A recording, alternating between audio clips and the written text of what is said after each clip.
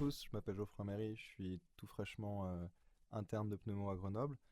Aujourd'hui, on va faire un petit topo d'infections. Donc, je vais vous parler un petit peu des infections courantes qu'on rencontre durant la splénie. C'est un sujet qui va être un petit peu transversal. On va faire un petit peu de médecine interne avec de l'immuno. Mais au niveau de la splénie, je vais surtout me concentrer sur des notions d'infection. Voici la problématique de ma diapo. Je pense qu'elle s'explique d'elle-même. Alors, pour en arriver à la splénie, je vais d'abord dériver sur quelques sujets qui vont peut-être vous paraître un petit peu hors sujet, justement, qui sont probablement un petit peu borderline des ECN. Je vais couvrir la majorité de ces sujets et ce qu'il faut savoir dessus pour que vous n'ayez pas besoin de chercher d'autres sources ailleurs. Un petit rappel sur le système immunitaire que vous connaissez. Je vous ai mis une définition un peu concise. Au niveau de l'immunité, je voulais vous faire un rappel, puisqu'on peut la séparer en deux classifications, soit humorale et cellulaire, soit innée et acquise. Ces deux classifications sont évidemment complémentaires. On va s'intéresser à plusieurs groupes dans notre topo là, de cette immunité. On va s'intéresser beaucoup au complément, qui est à la fois humoral et inné. Alors, inné veut dire qu'elle ne s'adapte pas à l'antigène qu'on lui présente.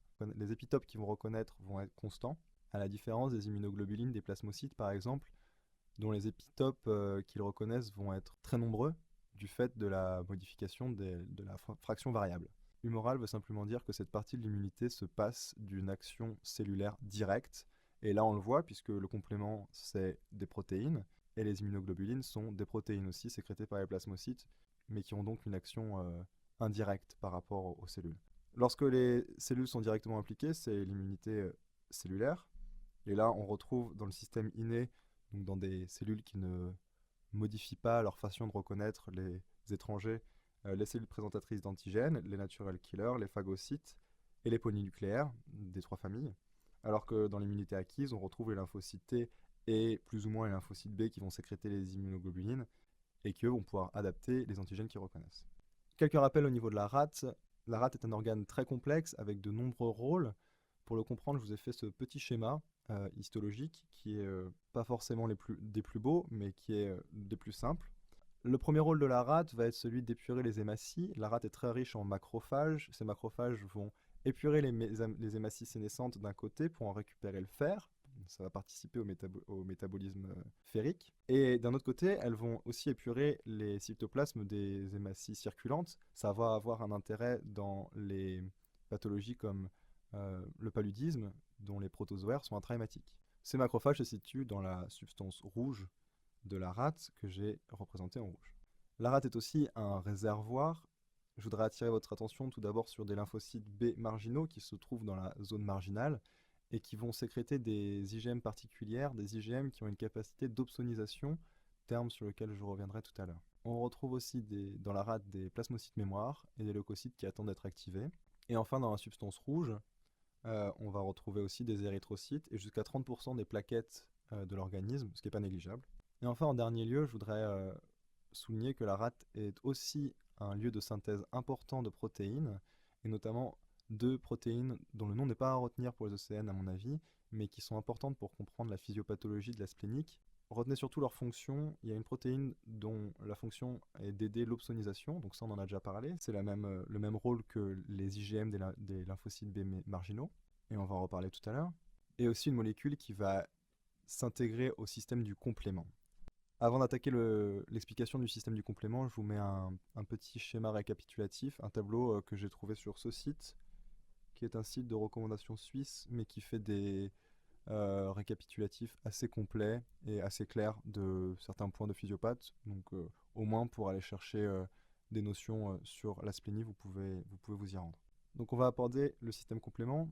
Je mets un point d'interrogation au rappel parce que personnellement c'est une notion que je n'avais pas vraiment abordée durant mon externat, donc je ne sais pas si ça va être un rappel pour vous. Système complément, c'est un vaste système de protéines qui regroupe plus de 35 protéines qui sont plus ou moins impliquées directement dans les voies que je vais vous décrire. Donc certaines sont là pour la régulation, d'autres sont juste gravitent autour de ce système. La finalité du système complément, c'est un complexe d'attaque membranaire.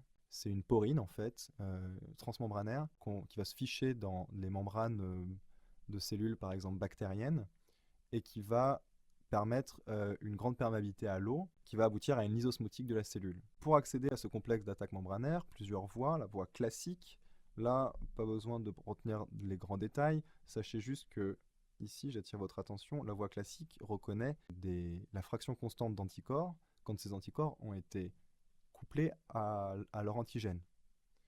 En gros, ça va être des anticorps activés lors d'une infection ou d'une inflammation.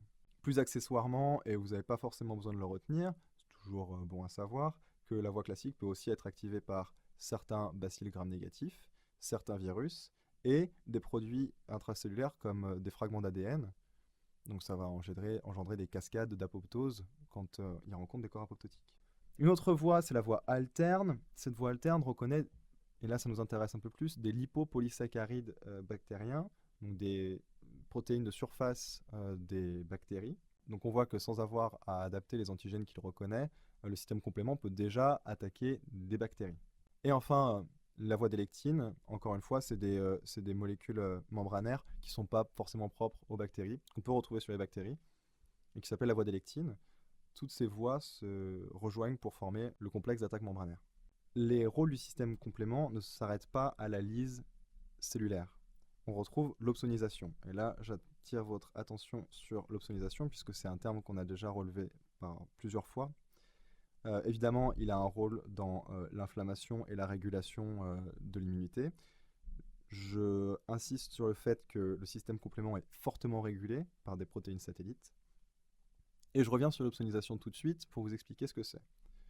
Voici un phagocyte avec ses récepteurs verts là, qui vont reconnaître les fractions constantes des immunoglobulines.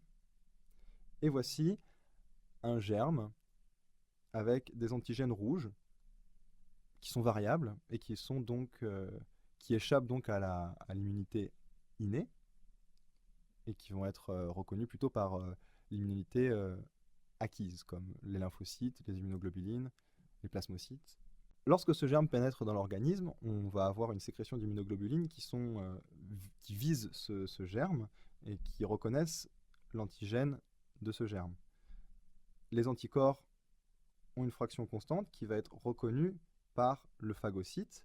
Et donc, même si le phagocyte n'arrive pas à reconnaître le germe, une fois que le germe sera recouvert, tapissé d'anticorps, ça deviendra un véritable aimant à phagocytes. Donc, c'est des véritables aides à la phagocytose. Et ça, c'est l'opsonisation. C'est le fait d'utiliser